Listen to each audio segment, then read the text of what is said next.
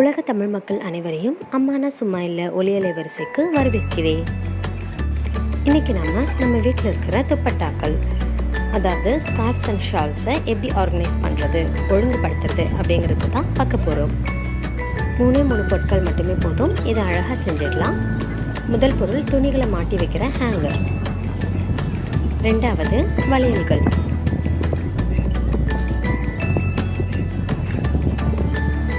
3வது இந்த மாதிரி நம்ம பேரங்காடிகள் மால்ஸ்லாம் போனோம்னா நம்ம பைகளை திறக்காமல் இருக்கிறதுக்காக ஒரு ஹூக் மாதிரி போடுவாங்க இல்லையா, அது. இது இல்லாட்டி நூலையும் பயன்படுத்தலாம். வாங்க எப்படி பண்ணுறதுன்னு பார்க்கலாம்.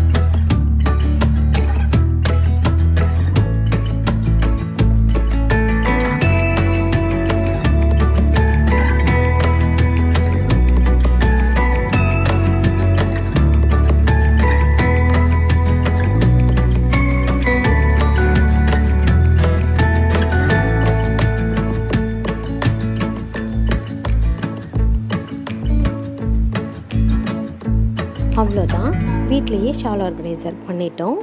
இந்த மாதிரி முழுவதும் தமிழ் மட்டும் பேசும் காணொளிகளுக்கான ஆதரிக்க அம்மானா சும்மா இல்லை ஒலியலை வரிசையை விரும்புங்க.